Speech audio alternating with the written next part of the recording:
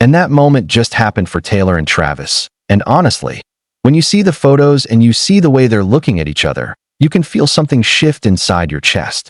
1 week, 7 days.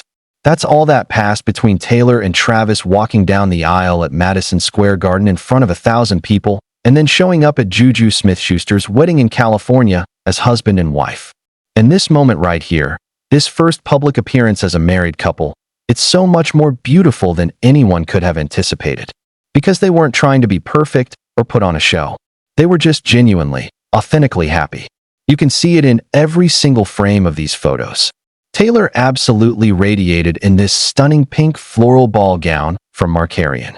I mean, she looked like she stepped out of a fairy tale. But it wasn't just the dress that made her glow. It was that light in her eyes, that smile that doesn't stop. And when you see her with Travis, when you see the way he looks at her like she's the only person in the entire world, it does something to you.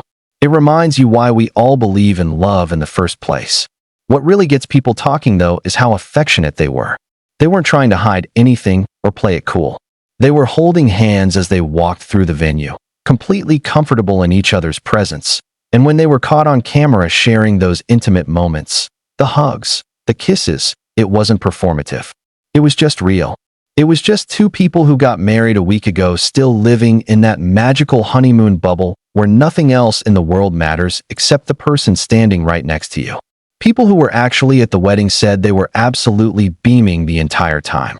They said that even with all the chaos and all the media and all the attention surrounding them, Taylor and Travis just seemed to exist in their own little world.